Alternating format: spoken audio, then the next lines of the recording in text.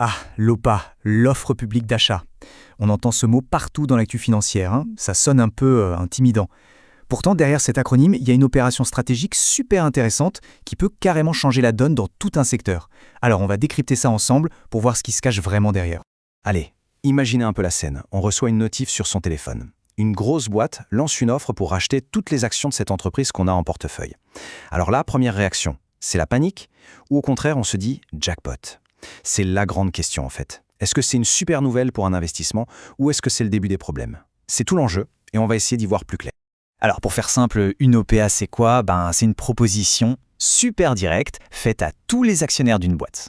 En gros le message c'est « Salut, on veut acheter vos actions, voilà le prix qu'on propose et vous avez jusqu'à telle date pour dire oui ».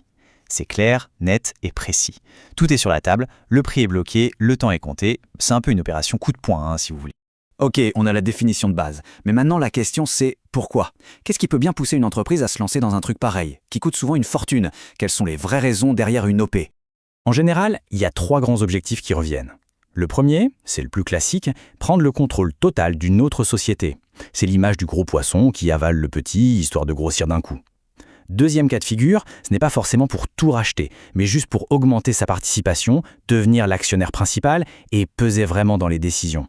Et enfin, troisième objectif, qui est souvent le but final, c'est de retirer complètement l'entreprise de la bourse, comme ça plus de compte à rendre au marché, on a les coudées franches. Mais attention, faut pas croire que toutes les OPA sont identiques, loin de là. Selon la situation, ça peut être le jour et la nuit. Il y a plusieurs saveurs d'OPA si on peut dire, et c'est important de bien les distinguer. Alors, première distinction super importante, la monnaie d'échange. Qu'est-ce qu'on obtient en vendant ces actions? Dans une OPA classique, on reçoit du cash, de l'argent, point. Mais parfois, ce qu'on propose, ce sont des actions de l'entreprise qui achète. Et là, ça s'appelle une OPE, une offre publique d'échange. Évidemment, pour un investisseur, recevoir du cash tout de suite ou devenir actionnaire d'une autre boîte, ça change tout. Là, on change complètement d'ambiance. On passe du mariage arrangé à l'abordage de pirates. Une OPA est dite amicale quand les deux directions sont main dans la main. Tout le monde est d'accord, c'est un rachat en douceur. Mais alors, une OPA hostile, c'est tout l'inverse. L'attaquant débarque sans y être invité, la direction de la cible dit non merci, et là, ça peut virer à la guerre ouverte sur les marchés financiers. C'est souvent spectaculaire. Autre distinction. Est-ce que l'offre est un choix ou une obligation? Parfois, une entreprise lance une OPA de sa propre initiative. C'est une pure décision stratégique. Ça, c'est l'OPA volontaire. Mais il arrive que ce soit obligatoire. Pourquoi? Parce que la loi dit que si un actionnaire dépasse un certain seuil de participation, disons 30% du capital, il est obligé de proposer de racheter les actions de tous les autres. C'est une protection en fait, pour que les petits actionnaires ne se retrouvent pas coincés. Bon, maintenant qu'on a vu les différents types d'offres, voyons un peu comment ça se passe, concrètement. Une OPA, ça ne s'improvise pas. C'est pas le Far West, C'est un processus hyper réglementé, avec des étapes bien précises. Alors, comment ça se déroule? D'abord, il y a l'annonce. Ça, c'est le coup de tonnerre.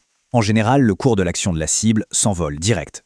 Ensuite, l'entreprise qui attaque doit déposer un dossier en béton auprès du gendarme de la bourse. Si celui-ci valide, alors l'offre est officiellement ouverte. Une fenêtre de tir s'ouvre, c'est là que les actionnaires doivent se décider. Une fois cette période terminée, on arrête tout. On compte les points, on annonce si l'opération a réussi ou pas. Et enfin, on passe à la caisse, le paiement est fait. C'est un processus vraiment millimétré. Ok, tout ça c'est bien beau, mais mettons-nous à la place de l'actionnaire. Concrètement, si on a des actions de la boîte qui se fait attaquer, on fait quoi? Quelles sont les cartes qu'on a en main? Voilà, on y est. L'offre est sur la table. Un prix, une date limite, le moment de vérité pour l'investisseur. Alors on fait quoi? En gros, il y a 3 chemins possibles. Premier choix, le plus évident, on accepte. On apporte ses actions à l'offre et on empoche l'argent. Simple. Deuxième choix, on refuse. On garde ses actions, on fait le pari que l'entreprise vaudra encore plus cher plus tard, ou on espère que l'offre va échouer ou qu'il y aura une contre-offre. C'est un pari. Et enfin, troisième possibilité, on ne répond même pas à l'offre, on vend ses actions directement en bourse. Souvent, le cours de l'action monte très vite pour se rapprocher du prix de l'offre, donc ça peut être une solution rapide. Alors pour décider, il faut analyser quelques points clés, vraiment. D'abord, évidemment, le prix. Est-ce une belle offre? Pour ça, on calcule ce qu'on appelle la prime. C'est le bonus, le surplus par rapport au prix de l'action juste avant l'annonce. C'est 20% de plus, 40%. Ça, c'est crucial. Ensuite, on revient à la nature de l'offre. Est-ce qu'on veut du cash ou est-ce que le projet de devenir actionnaire de la nouvelle boîte nous séduit? Et enfin, un truc super important, lire les conditions. Parfois, l'offre n'est valable que si l'acheteur récupère par exemple plus de 50% des actions.